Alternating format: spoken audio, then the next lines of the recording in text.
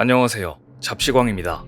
지난 19일 김정은 북한 국무위원장과 푸틴 러시아 대통령이 평양에서 정상회담을 하고 포괄적 전략 동반자 협정에 서명했다는 소식은 전 세계에 타전됐습니다. 서방 국가들이 가장 놀란 대목은 두 나라의 협정에 한쪽이 침공당했을 경우 지원한다는 상호방위 지원 규정이 포함됐다는 사실 때문이었습니다. 한국은 즉각 반발하면서 주한 러시아 대사를 초치한 뒤 대북 독자 제재와 대러 수출 통제 확대 조치를 발표하고 러시아의 레드라인인 대우크라이나 살상무기 지원 문제를 재검토하겠다고 밝혔습니다. 이렇게 북한을 방문한 푸틴이 한반도를 시끄럽게 만들고 향한 곳은 다름 아닌 베트남이었습니다. 사실 러시아와 베트남은 오랫동안 친밀한 관계를 유지해왔습니다. 오랜 세월 베트남에 군사물품을 제공해온 나라가 러시아였기 때문입니다.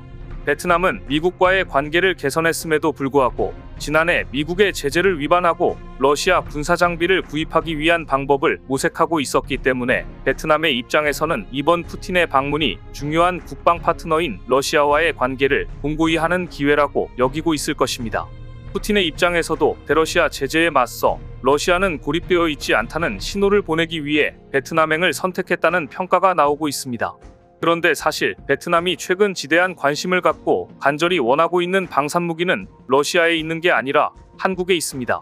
오늘은 푸틴이 북한 다음으로 베트남을 선택해 세계의 이목이 베트남의 실리 외교에 쏠린 지금, 그런데도 왜 베트남은 한국만 찾는 것인지 방산무기를 둘러싼 러시아, 베트남, 그리고 한국의 관계를 자세히 전해드립니다. 푸틴 러시아 대통령이 북한에 이어 두 번째 방문지 베트남에 도착한 시각은 지난 20일 새벽 2시였습니다. 푸틴이 하노이 노이바이 국제공항에 내리자 푸틴을 맞은 사람들은 쩌농아 부총리, 레호아이중 베트남 공산당 대외관계위원장 등이었습니다. 특히 지난해 9월에는 바이든 미국 대통령과 12월에는 시진핑 중국 국가주석에 이어 이번에는 러시아의 푸틴까지 불과 9달 새 미중 러의 정상들이 잇따라 베트남을 찾자 지금 베트남은 열강의 협력 파트너로 몸값이 한껏 올라 있습니다. 베트남은 이러한 자신들의 외교 노선을 대나무 외교라고 치켜세우고 있습니다. 줄기는 단단하되 잎은 부드러운 대나무처럼 당이 이끄는 공산주의 국가 정체성은 유지하면서도 실리를 위해서는 서방 국가들과 협력도 주저하지 않아 결과적으로 어느 나라와도 척을 지지 않겠다는 의미인데요. 그럼 러시아와의 관계는 어디에 해당하느냐? 단단한 대나무 줄기에 해당합니다. 지금까지 베트남의 국방 무기고를 열어보면 약 60에서 70%는 러시아산이었습니다. 러시아는 구소련 시절 베트남의 대프랑스 독립전쟁은 물론 1960에서 1970년대 미국과 전쟁도 적극 지원하면서 연대해왔습니다. 특히 1978년 캄보디아 침공으로 베트남이 모두로부터 제재를 받고 고립됐을 당시 소련의 지원에 크게 의존해야 했고 베트남은 그때 도와준 러시아를 의리와 감사로 가득 찬 관계라며 고마워하고 있을 정도입니다. 그렇다고 베트남이 칠러 진영으로 기운 것은 아니었습니다. 미국과 반세기 만에 극적으로 변화하면서 부드러운 댄잎 같은 모습을 보였습니다. 베트남전 종전 20년 뒤인 1995년 관계 정상화 뒤 빌 클린턴, 조지 워커 부시, 버락 오바마, 도널드 트럼프 등 모든 대통령이 베트남을 찾았습니다. 이처럼 베트남은 외교에서만큼은 철저한 대외 불간섭 노선을 고수하고 있는데요. 2022년 2월 러시아가 우크라이나를 침공했을 때에도 국제사회의 규탄 대열에 동참하지 않고 평화적으로 해결해야 한다는 원론적 입장을 고수하며 철저히 실리 외교를 지향했습니다. 글로벌 패권을 다투는 열강들이 베트남을 향해 앞다퉈 손을 내밀자 베트남은 지정학적 특성을 한껏 활용해 실리 외교를 펼치며 글로벌 외교전에 꽃놀이패를 쥔 형국입니다. 베트남의 지정학적 위치는 친중 성향이 가장 강한 캄보디아와 서쪽으로 접경하고 있고 동쪽으로는 중국과 격렬한 영유권 분쟁을 벌이고 있는 친미 필리핀과 남중국해를 두고 마주보고 있기 때문입니다.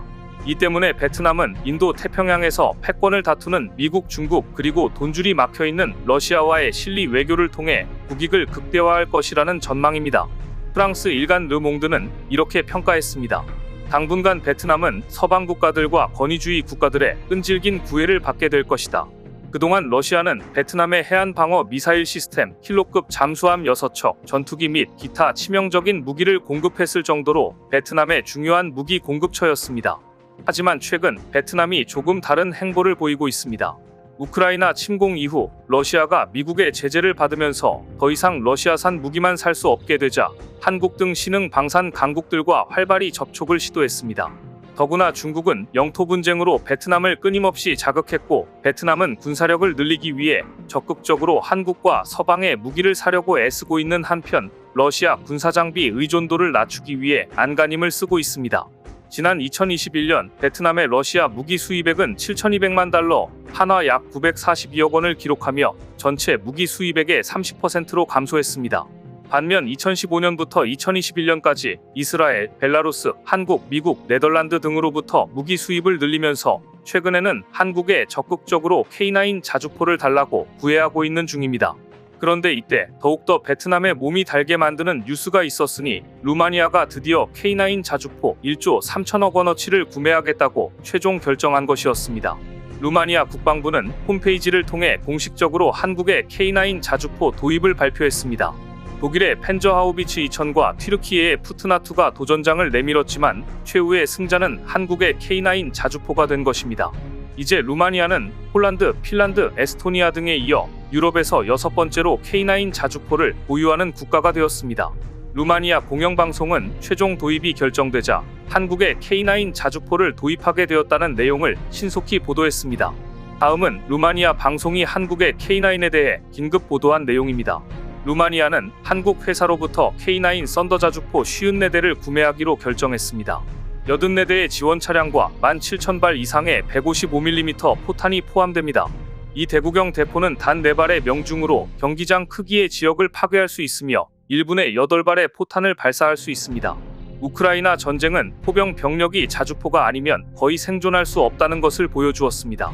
이와 관련하여 이번 계약은 루마니아의 해결책을 제시할 것입니다. 첫 18대의 K9은 창원 공장에서 제작될 예정입니다. 2년 6개월 후 이 포는 루마니아에 인도될 예정입니다. 다음 36대의 복사포는 루마니아에서 조립될 예정입니다. K9 썬더는 가장 혹독한 환경에서 테스트를 마쳤다고 전해집니다. 다양한 기후 조건에서 테스트를 마친 후 추운 폴란드와 더운 중동 국가 등에서 실전을 통해 검증되었다는 점에서 주목할 만하며 이것은 한국의 무기체계 개발 경험의 결실입니다. K9의 제작사인 한화는 10만 명이 넘는 직원과 650억 달러 이상의 매출을 기록하고 있으며 한국에서 7번째로 큰 기업입니다. 매우 자세히 K9의 성능과 K9을 누가 만드는지 제작사에 대해 보도하고 있습니다. 그런데 루마니아가 한국의 K9으로 결정했다는 소식에 가장 놀라는 나라는 중국이었습니다.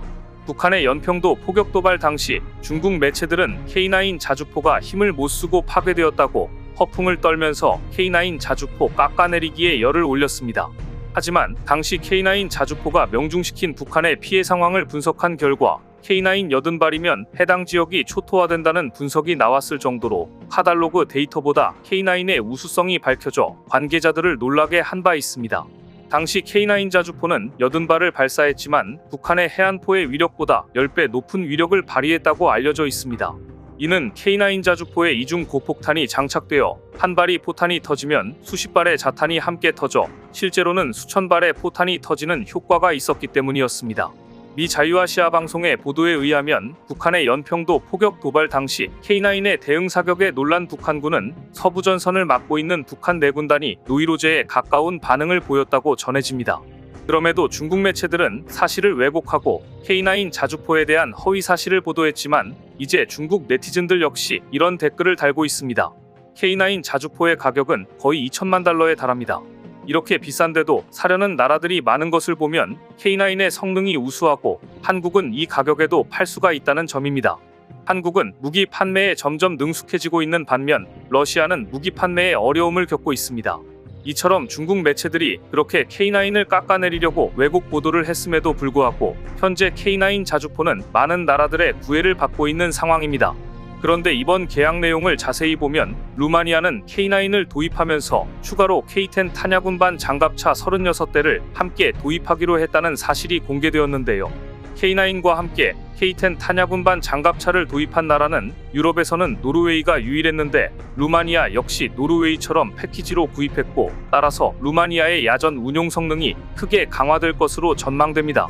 그런데 의외인 것은 보통 자주포 2문당 한 대의 탄약운반 장갑차가 운용되는데 루마니아는 이번에 자주포보다 탄약운반 장갑차 K10을 더 많은 수량을 주문해 탄약 보급에 상당히 공을 들이는 모습입니다.